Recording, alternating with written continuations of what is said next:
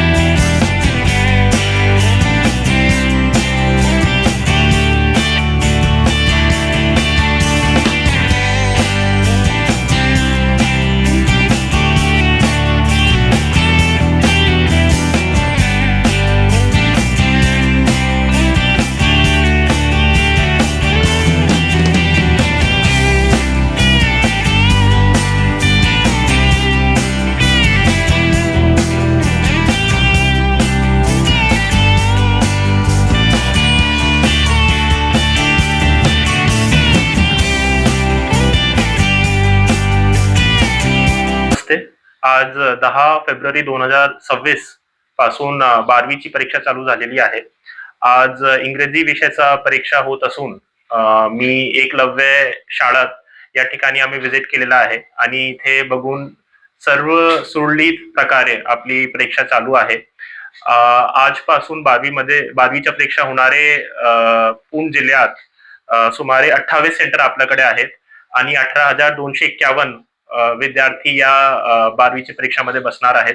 यांच्यासाठी कोणत्याही प्रकारचा कॉपिंगचा होऊ नये त्याच्यासाठी आम्ही भरारी पथक सुद्धा नेमलेले आहेत आणि बरेच शाळेमध्ये सीसीटीव्ही कॅमेराची सुविधा करण्यात आलेली आहे आणि ड्रोन कॅमेरा सुद्धा लावण्यात आलेले आहेत. तर याप्रमाणे आम्ही कॉपी मुक्त अभियान राबवत आहोत आणि जेणेकरून आपला पूर्ण 12वी आणि 10वीची परीक्षा सुरळीतपणे आणि कॉपी मुक्त होईल याचा आमचा आणि प्रशासनाचा पूर्णपणे प्रयत्न आहे. जिल्ह्यात एकूण 6 संवेदनशील केंद्र आयडेंटिफाय करण्यात आलेले आहे आणि तिथे आम्ही जास्त प्रकारे प्रयत्न करतोय की कोणत्याही प्रकारचा कॉपीचा प्रमाण होऊ नये आणि आम्ही भरारी पथक आणि सीसीटीव्ही कॅमेरा तिथे सुद्धा प्रत्येक ठिकाणी लावलेले आहेत.